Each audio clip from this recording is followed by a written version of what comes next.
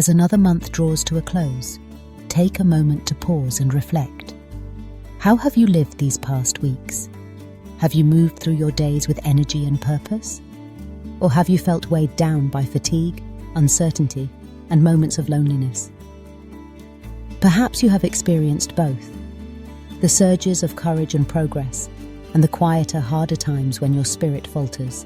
In this journey, I have discovered glimmers of hope and direction, sometimes in the most unexpected places, but most often, I have found them in the teachings and the lives of the saints. Their stories, their struggles, and their wisdom have reached across centuries, offering gentle guidance when I needed it most. Today, I want to share 5 lessons from the saints that have helped me live better this past month. My hope is that these lessons will also touch your heart, offering you encouragement and light as you move forward. The first lesson comes from Sainte Thérèse of Lisieux, known to many as the Little Flower. She lived a hidden life in a cloistered convent, far from the world's spotlight. And yet her message was powerful and universal. I cannot do great things, but I can do small things with great love. This simple teaching changed the way I look at daily life. It reminds me that I do not need to accomplish grand, headline-worthy deeds to grow in holiness or to make a difference. Sometimes all it takes is a smile offered to a family member, a kind word to a stranger, or a moment of patience when it would be easier to lose my temper. When I do these little things with love, especially love for God, they become sacred. The smallest act, done with a big heart, can become an offering, a step on the path of holiness. The second lesson is about finding courage during life's storms. St. John Paul II, who lived through war and hardship, often urged others, "Do not be afraid, open wide the doors to Christ." There are days when I feel weighed down by pressure, lost in confusion, or anxious about the future. I catch myself asking, what am I so afraid of? Am I afraid of failing, of being judged, of not being enough? Remembering his words, I realize that faith doesn't mean the storms will disappear. It means I am not alone in the boat. God does not promise to calm every storm, but he promises to be with us through it all. Even when my heart is trembling, I can choose to open my heart, to let God in. That decision, to trust and to open up, is what gives me the strength to keep going even on the hardest days. The third lesson is about forgiveness, a lesson I learned from St. Francis of Assisi.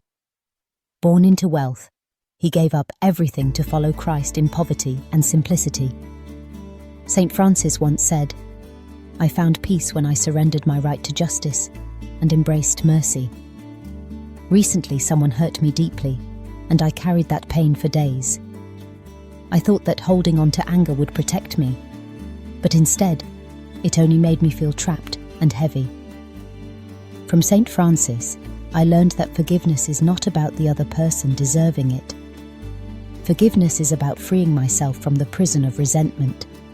It's a journey, not a one-time event. But each time I let go, I find a little more peace. In forgiving, I am the one who is set free. The fourth lesson is about surrender and transformation.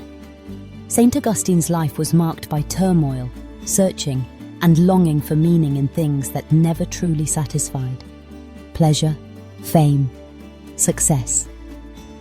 But after his conversion, he prayed, "Lord, you have made us for yourself, and our hearts are restless until they rest in you."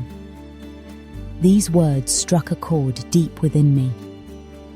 So often, I try to fill the emptiness inside with achievements, possessions, or relationships, thinking they will bring lasting happiness. But only when I admit my weakness and let myself fall into God's hands do I discover a new kind of strength. God lifts me up, not with glory or applause, but with gentle mercy. Real transformation begins in surrender, not in victory, but in letting go. The fifth lesson is about faithfulness. Mother Teresa of Calcutta, who spent her life serving the poorest of the poor, once said, God does not call me to be successful. He calls me to be faithful. There have been days when it feels like my efforts go unnoticed, when I work hard but see no results, when discouragement creeps in. But Mother Teresa's words remind me that God measures not by achievement, but by love.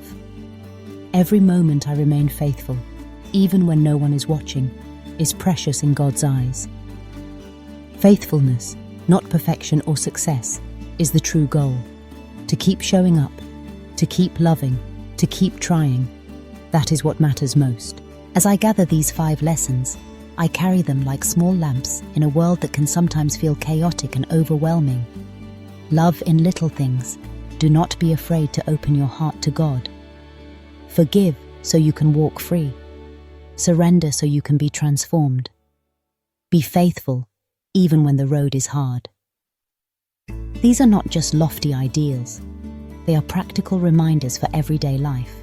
Each saint is an invitation, a reminder that holiness is not reserved for perfect people, but is possible for all of us, with all our weaknesses and struggles. The saints were not superheroes.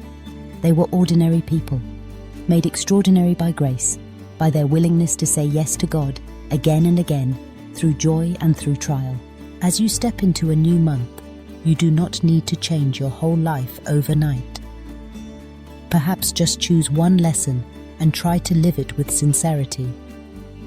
And if you ever feel tired or discouraged, remember, you are not walking this path alone. The saints are cheering you on, praying for you, encouraging you with their example. And God, He is always waiting for you, ready to meet you every time you lift your eyes to Him. So walk forward with hope. Let these lessons find a home in your heart. And may you discover, in the ordinary moments of the coming month, the extraordinary love and grace that God longs to give.